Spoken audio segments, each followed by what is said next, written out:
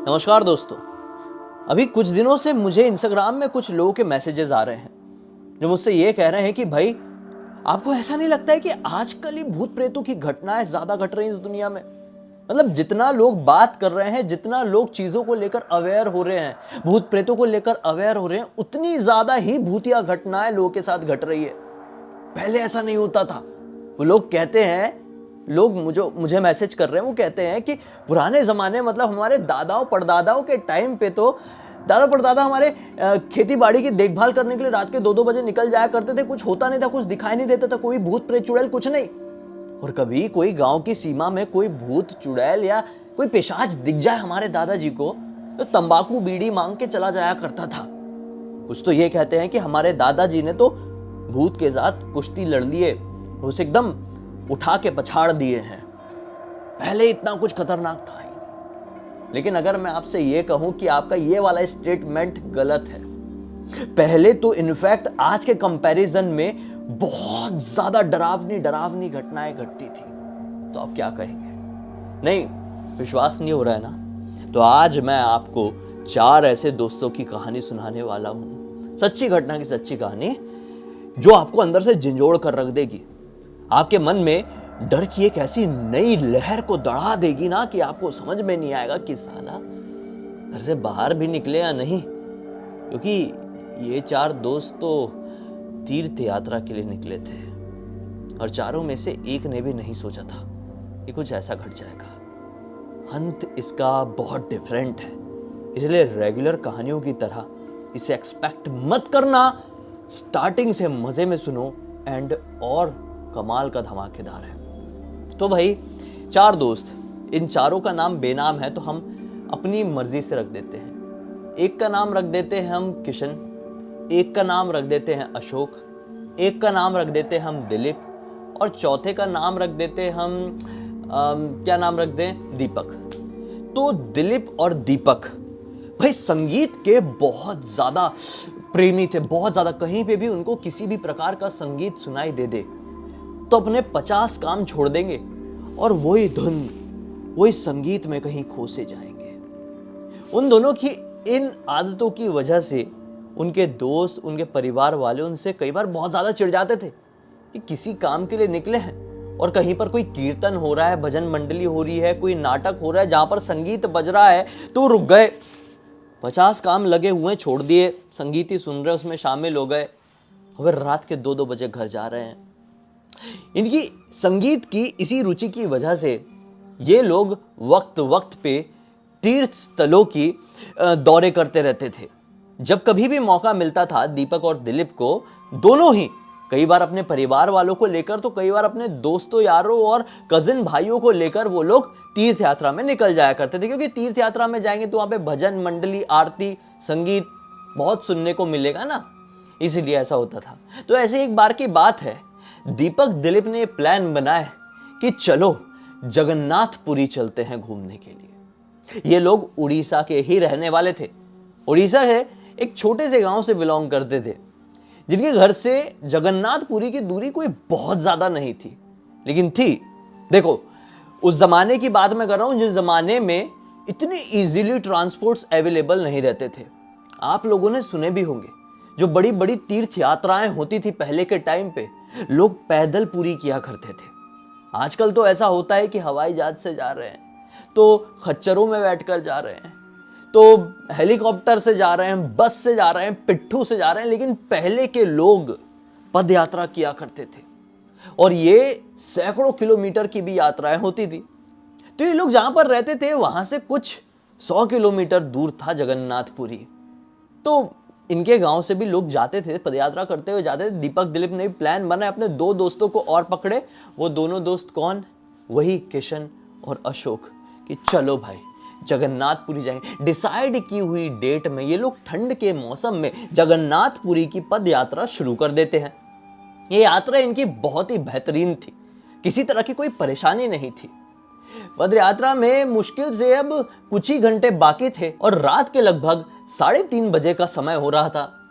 ये चारों को बड़ी भयंकर वाली थकान हुई, बहुत ज्यादा। और इतने में अशोक ये कहते हैं कि यार ये सामने एक बरगद का पेड़ दिखाई दे रहा है, क्यों ना ये जो रात है, ये जो कुछ घंटे बचे हुए हैं, इस पेड़ के नीचे सोकर ही बिता लें। फिर जैसे ही सुबह होगी, रोशनी निकलेगी, हमारी थकान खत्म हो जाएगी, तो फिर हम लोग फटफट फटफट निकल जाएंगे। तो सभी लोगों ने हामी भर दिए और उस बरगद के पेड़ के नीचे जाकर ऐसे नींद सी लेने लगे।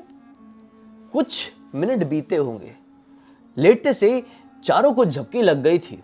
कुछ ही मिनटों बाद किशन जी झटके से जागते हैं और अपने तीनों दोस्तों को उठाते हैं। अरे अशोक, अरे दीपक, अरे दिलीप, उठो, मुझे बरगद के पेड़ के ऊपर कोई बैठा हुआ दिखाई दिया। वो बहुत खूंखार दिखाई दे रहा था। उसके दो नुकीले नुकीले दांत थे और उसकी वो देखकर लार टपक रही थी। इतनी मोटी मोटी लार बिल्कुल मेरे ऊपर टपकते टपकते बची है। और जैसे ही मैंने झटके से चिल्लाया, उठा, तो वो ऐसा कूदा जैसे कि कोई बंदर कूद के हवा में गायब हो जाता हो। यही था, बिल्कुल यही था।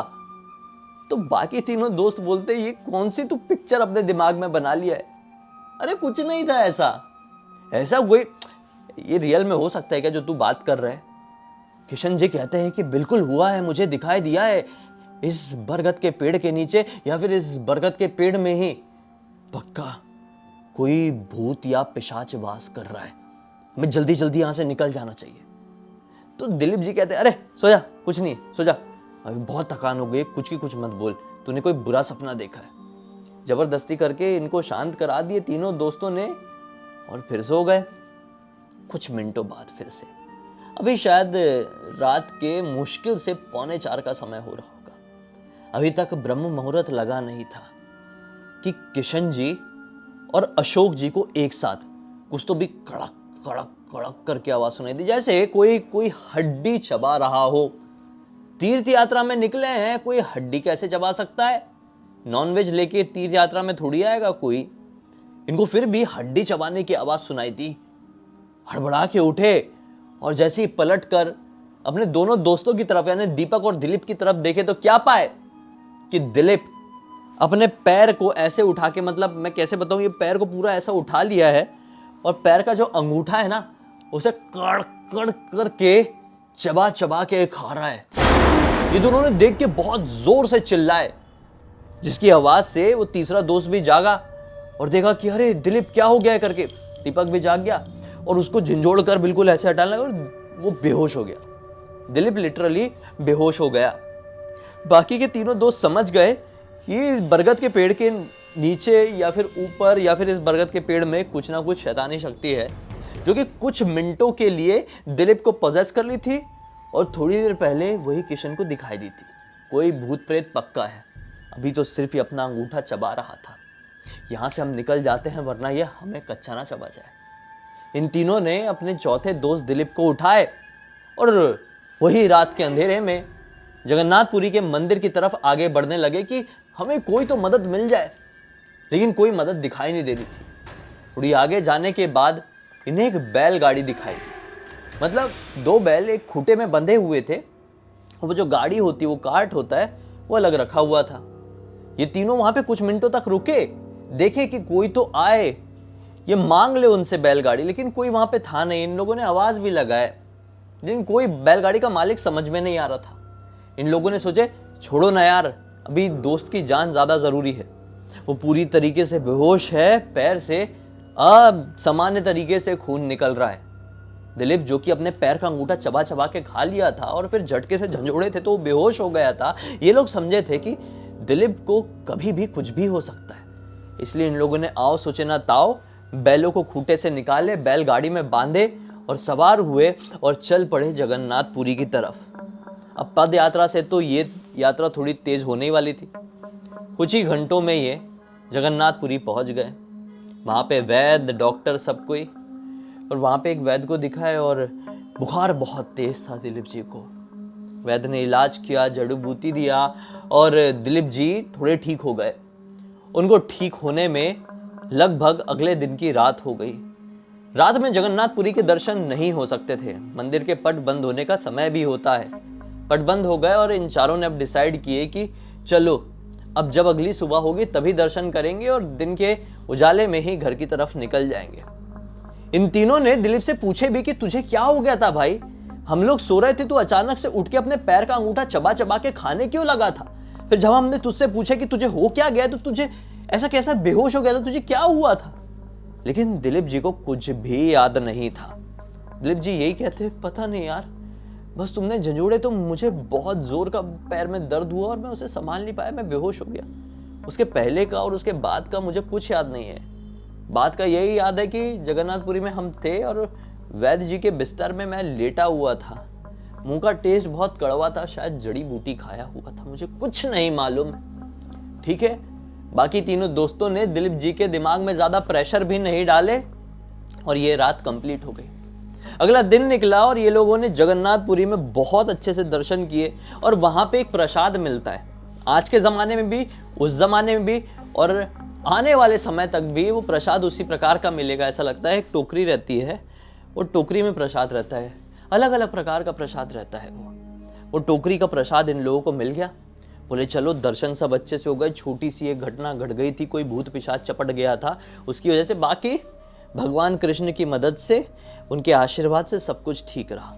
चलो बोले अच्छे से दर्शन हो गए। अच्छा हाँ, अब एक चीज़ आप लोग बोलेंगे कि भाई ये चारों तो दर्शन करने के लिए जा रहे थे, हाँ, इतने शुभ कार्य के लिए। स्वयं जहाँ पर कहते हैं कि भगवान श्री कृष्ण का ब्रह्म पदार्थ यानी कि उनका जो हृदय है जहाँ पर स्थित है, वहाँ के दर्शन के लिए कोई जा रहा है और उसके साथ ऐसी भूतिया घटना कैसे घट सकती है? कई बार कुछ घटनाएं मनुष्यों के कर्मों की वजह से घटती है। भगवान श्री कृष्ण तो कुरुक्षेत्र की रणभूमि में भी खड़े हुए थे। दोनों ही तरफ कृष्ण जी के रिश्तेदार युद्ध लड़ रहे थे। दुर्योधन भी कृष्ण जी का रिश्तेदार था, लेकिन दुर्योधन की ऐसी दुर्गति क्यों हुई युद्ध में?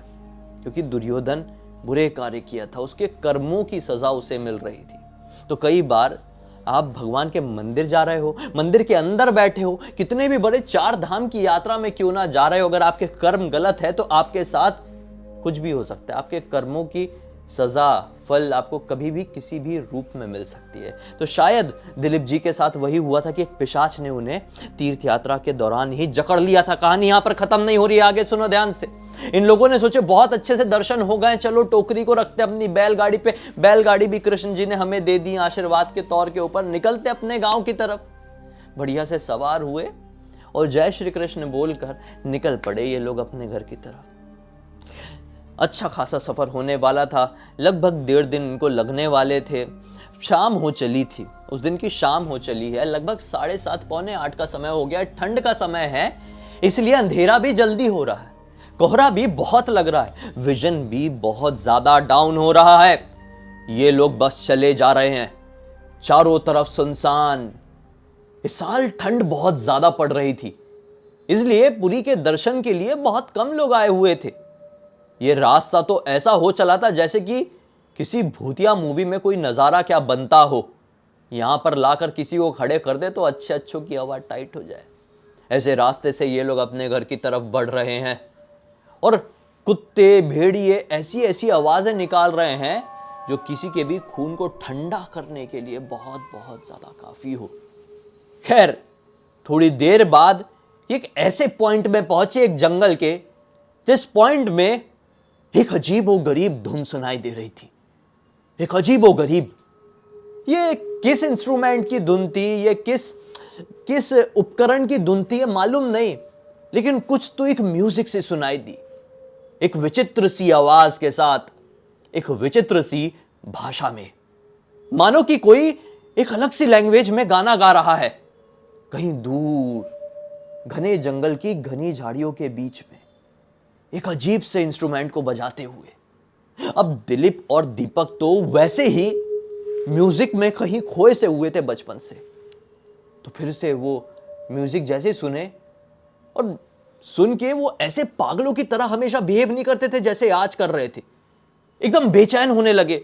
बैलगाड़ी रुको, हमें उस धुन की तरफ जाना है, वो हमें बुला रहा है, हमें उसे पास जाना है, उसे साथ में लेकर अपने घर चलेंगे, रोको ना रोको।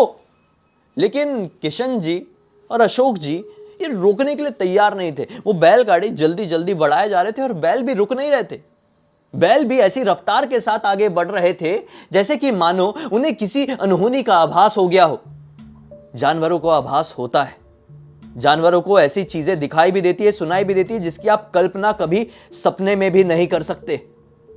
और जो आपके जानवर हैं, जो आपके पेट हो चुके हैं, जिन्हें आप डोमेस्टिकेट कर चुके हैं, वो आपकी मदद जरूर करेंगे। और यहां पर वो दोनों बैल 2 दिन से 3 दिन से इनके पेट हो चुके थे, तो वो इनकी मदद ही कर रहे थे वहां से जल्दी जल्दी निकल कर। लेकिन मानो उस धुन ने इन लोगों को एक छलावे के जाल में ऐसा फंसा कर रख दिया कि इन्होंने आओ सोचे ना ताओ, वो चलती हुई दौड़ती हुई बैलगाड़ी से ये दोनों ने जंप मारे और जंगल की तरफ पागलों की तरह अपने शर्ट वट उतार के भाग पड़े, भाग गए, बहुत तेजी से भागे। ये दोनों ने बैलगाड़ी रोके बिल्कुल टाइट से और देखते रह गए कि दिलीप और दीपक को ये क्या हो गया। कुछ मिनट बीत गए, लगभग आधे घंटे फिर बीत गए।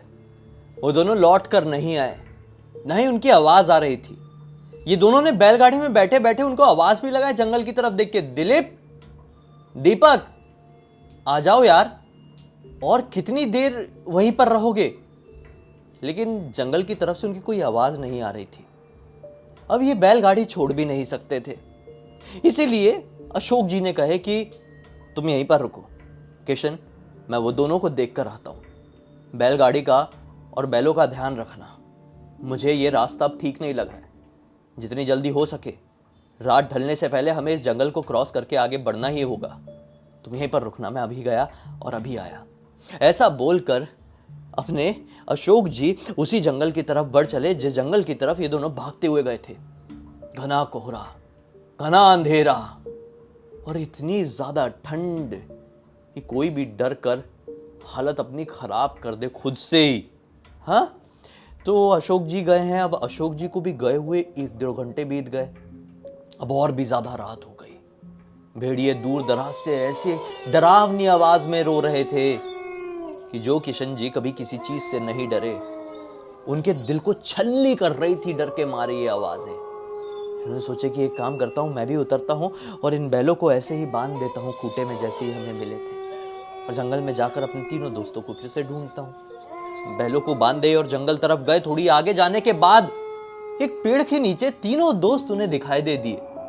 तीनों दोस्त, लेकिन एक सर नीचे करके बैठे हुए हैं ऐसे, अशोक जी बस ऐसे बैठे हुए हैं, और 2 मतलब दिलीप और दीपक किसी जानवर को उधेड़ उधेड़ के खा रहे थे। जिन लोगों ने जीवन में कभी नॉनवेज को हाथ नहीं लगाए थे, किसी जिंदा जानवर को जंगल से पकड़ लिए थे और उधेड़ उधेड़ कर खा रहे थे। ये बहुत जोर से डर गए और तुरंत समझ गए कि ये कोई साधारण छलावे का खेल नहीं है, बल्कि यहां पर एक ऐसी खतरनाक शैतानी शक्ति, एक ऐसा खतरनाक पिशाच है जो कि हम चारों को आज खत्म करके रख देगा। और अगर मैं भागा, मैं भी फंस जाऊंगा। मैं डरूंगा नहीं, श्री कृष्ण का नाम लूंगा और पूरी हिम्मत के साथ वापस लौटूंगा। किस्मत से ये बैलगाड़ी को तो सड़क में छोड़कर आए थे, लेकिन अपने हाथ में जगन्नाथपुरी के टोकरे वाला वो प्रसाद रखे हुए थे। वो बड़ी हिम्मत करके अपनी बैलगाड़ी के रास्ते की तरफ पलटे और जाने लगे। थोड़ी आगे बढ़े। ये भागना नहीं चाहते थे क्योंकि इनको मालूम था भागूंगा, डरूंगा, डर दिखाऊंगा तो कुछ भी हो सकता है। ये थोड़ी आगे बढ़े हैं, इन्हें पीछे से पायलों की आवाज आई, छन छन छन छन। ये रुके और पलट कर देखे तो एक औरत, डरावनी दिखने वाली एक राक्षस नुमा औरत, अपने हाथ में एक जानवर जैसा दिखने वाला बच्चा पकड़ के रखी है। जानवर जैसा इसलिए मैं कह रहा हूं क्योंकि इंसान का बच्चा नहीं था, वो राक्षस जैसा दिखाई दे रहा था। इसका आधा शरीर इंसान का और आधा शरीर जानवर का था। निचला हिस्सा उसका इंसान, ऊपर का हिस्सा जानवर। ये राक्षस था। वो ऐसे उसके पास आई, किशन जी के पास आई और बोली कि देख, तू कितनी भी कोशिश कर ले, इस जंगल से आसानी से बाहर नहीं निकल पाएगा, और ना ही तेरे ये 3 दोस्त, सब खत्म हो जाएगा यहीं पर। बचने का एक ही तरीका है, तेरे हाथ में ये जो प्रसाद रखा हुआ है, भोग रखा हुआ है, मुझे दे दे खाने के लिए। मैं कई जमाने से भूखी हूं, सड़ रही हूं, मेरा बच्चा शुद्ध हो गया है, ये भोग मुझे दे दे। वो डर के मारे कांपने लगे। ऐसा क्या खड़ा है, भोग मुझे दे दे, समझ में नहीं आ रहा है क्या, जिंदा जाना है कि नहीं। ऐसे बोलते हुए उस औरत का, उस पिशाचनी का चेहरा और भी ज्यादा डरावना हो गया। वो ऐसे एकदम डर गए और उसके पैरों के सामने वो भोग रख दिए और फिर जो भागना शुरू किए, भागते भागते एक बार ऐसा पलट कर देखे तो अब वो दोनों लिटरली शैतान का रूप धारण कर चुके हैं, वो औरत और उसका बच्चा। और प्रसाद को ऐसे खा रहे हैं जैसे कि कई अरसों से, कई सैकड़ों सालों से उन्हें कुछ खाने को मिला नहीं है। ये सोच रहे हैं कि भगवान कृष्ण का प्रसाद ये कैसे खा रहे हैं। लेकिन जो भी हो, ये सेफली अपनी बैलगाड़ी के पास जैसे पहुंचे, क्या देखते हैं उनके तीनों दोस्त तो बैलगाड़ी में ही बैठे हुए हैं। ये कुछ भी नहीं बोलना चाह रहे थे भाई, तुरंत अपनी बैलगाड़ी में बैठे और बैलों को हाँकते हुए आगे बढ़ने लगे कि पीछे से उस औरत ने फिर से डरावनी आवाज में चिल्ला के कही, रुक जा किशन। ये रुक गए। ये फिर पलट कर देखे, औरत बिल्कुल नॉर्मल चाल के साथ इनके पास आई, एक चमचमाता हुआ सोने का कंगन अपने हाथ से उतारी, इनको पकड़ाते हुए कही कि तूने आज मुझे खुश कर दिया है, ले ये मेरा कंगन रख ले, इसको पहनने के बाद जब कभी भी तू मुझे याद करेगा मैं तेरे पास आ जाऊंगी और तू जो मांगेगा तुझे सब कुछ हासिल हो जाएगा। ये और जोर से डर गए भाई, अपनी बैलों को फिर से हाँके और अपनी बैलगाड़ी को भगाते हुए अपने घर की तरफ आ गए। वो कंगन को अपने साथ लिए। तब से लेकर आज तक वो कंगन किशन जी के परिवार वालों के पास है, बड़े संभाल कर रखे। पूजा रूम है उनका, वहां पर एक पेटी है, बंद करके रखे हैं। बच्चे इतने इजीली उस पेटी को खोल के कंगन को देख नहीं पाते हैं, लेकिन ये कहानी कई पुश्तों तक उनके परिवार में चलती रहेगी। और हाँ, ये कंगन सचमुच में उनके घर पर मौजूद है। उसी घर के किशन जी के पोते प्रवीण ने वो कंगन देखा है, ये कहानी बहुत अच्छे से जाना है और हमें इंस्टाग्राम पर लिखकर भेजा है। इसलिए मैंने सोचा ये कहानी आप लोगों को सुनानी चाहिए, एक बहुत अच्छा मनोरंजन, एक बहुत अच्छी सीख मिलेगी। तो इस एक नोट के साथ अब इस कहानी का अंत करते हैं, क्योंकि हमारा मकसद तो पूरा हुआ। आप भी अपना टारगेट पूरा कीजिए भाई, लाइक वाइक थोड़ा करके जाइए इस वीडियो को, मनोरंजन क्यों इतना आपका। बाकी अब तक देख लिए हैं तो चैनल को सब्सक्राइब भी कर देना, बेल आइकन दबा के ऑल के ऑप्शन में क्लिक करना, क्योंकि इसी तरह के वीडियो मैं अब डेली लेकर आऊंगा पहले की तरह। जैसे ही लाऊंगा नोटिफिकेशन आपको मिल जाएगा। चलिए कल फिर से मिलते हैं, तब तक के लिए बहुत बहुत धन्यवाद। आपका दिन शुभ हो। जय श्री कृष्ण।